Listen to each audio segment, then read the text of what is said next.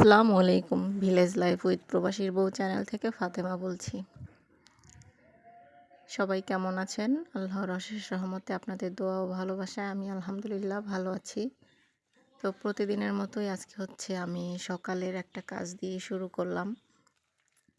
একটা কাজ বলতে আমরা যেহেতু গ্রামে থাকি আর হচ্ছে আমি বন্ধু চুলা বসাইছি, কিন্তু অনেক দিন হয়েছে লিপা হয় নাই। অনেক দিন বলতে আমি মাঝে বরিশাল যেয়ে বেড়াই আসছি, তো আসার পরে আর লিপা হয় নাই। এখন মানে চুলাটা একদম মানে যা না তা হয়ে গেছে, বলতে হচ্ছে ভেঙে গেছে আর কি, ফাটল হয়েছে। যেগুলো আমি সিমেন্টের চুলা, তো উপরে মাটির লেপ দিছি, ওই যে দেখা যায় আমার হচ্ছে কিছু কিছু অংশে হচ্ছে এভাবে মাটির লেপটা উঠে গেছে, মানে অনেক দিন যেহেতু লিপা হয় নাই।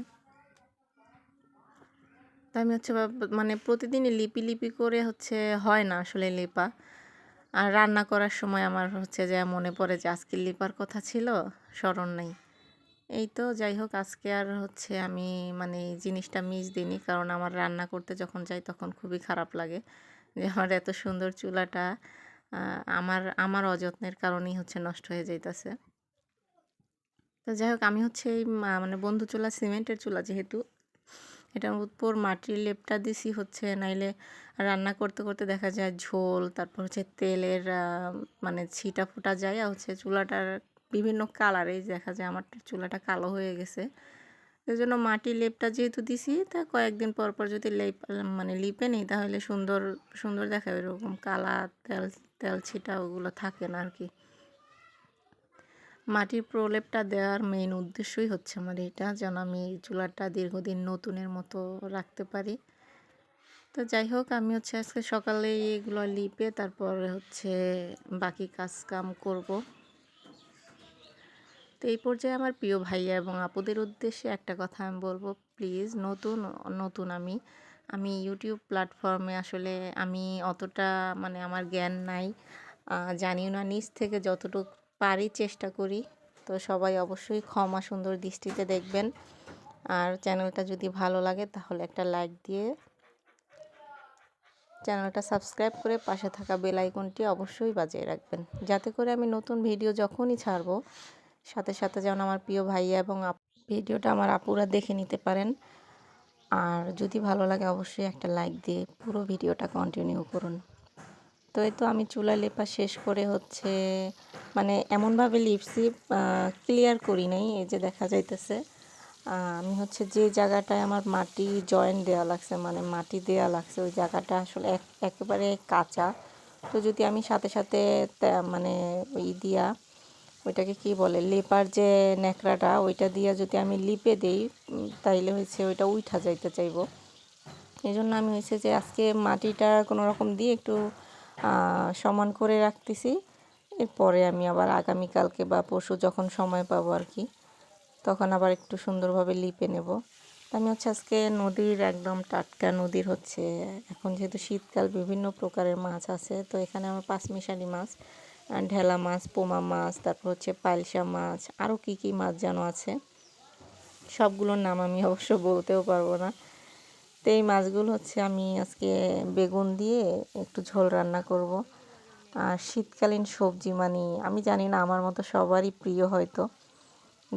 গরমের সিজনের যে সবজিগুলো পাওয়া যায় তার থেকে শত গুণ মানে ভালো লাগে, আর সবার পছন্দের তালিকায় হচ্ছে শীতকালীন সবজি। আমার তো শীতকালীন সবজি বলতে আমি পাগল, মানে প্রত্যেকটা সবজি আমার এত ভালো লাগে যা বলার মতো না। তো আমি বেগুন নিয়ে আসছি, বেগুন ভাজা খাইছি, এখন হচ্ছে আজকে হচ্ছে মাছ দিয়ে ঝোল রান্না করব। তো আমি মাছটা একটু ভালো করে, যেহেতু কাঁটাযুক্ত মাছ, একটু ভালো করে তেলে ভেজে নিচ্ছি। তারপরে তো মাছগুলো হচ্ছে মানে রান্না করার জন্য হচ্ছে ভাজার পরে পানি দিয়ে এখন আস্তে আস্তে আমি হচ্ছে বাটা মশলা, তারপর হলুদ মরিচ লবণ নুন আর কি, সেটা দিয়ে দেব।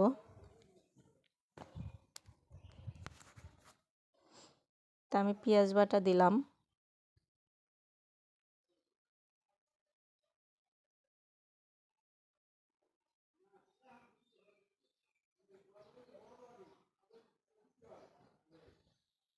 একটা পরিমাণ মতো লবণ,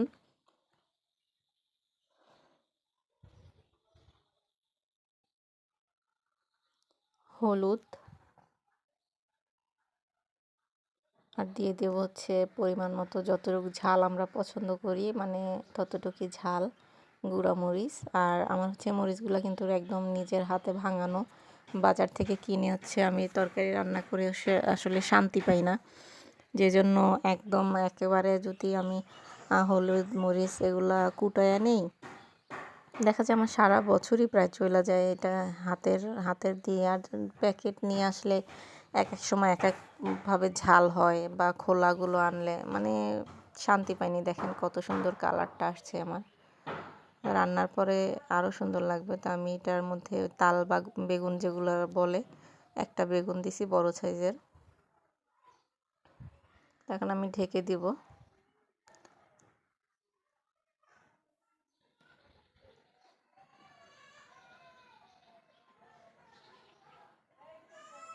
চুলাটা একটু জাল দিয়ে তারপর আমি একটু এখানে থাকবো না আর কি, কিছুক্ষণের জন্য একটু যাব।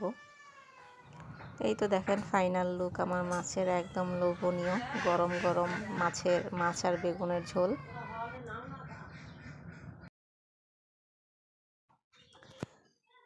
এদিকে হচ্ছে আমার হচ্ছে আলু বেগুনের ঝোল হওয়ার পরে হচ্ছে আমি আজকে বাঁধাকপি ভাজি করব, নিরামিষ মানে চিংড়ি মাছ ছাড়া।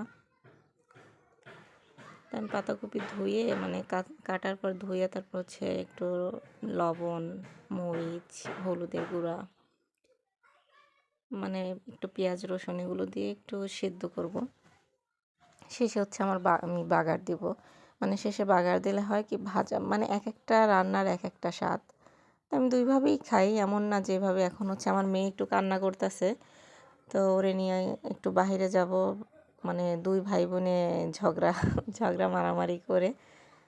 তো ভাবতেছি আমি এটা একটু ভাপে বসায় দিয়ে একটু ঘুরে আসি, তারপর বাগার দিব, মানে যাতে আমার মানে হাতে সময় যেহেতু কম, তো সামান্য একটু পানি দিয়ে হচ্ছে ভাপ দিলাম।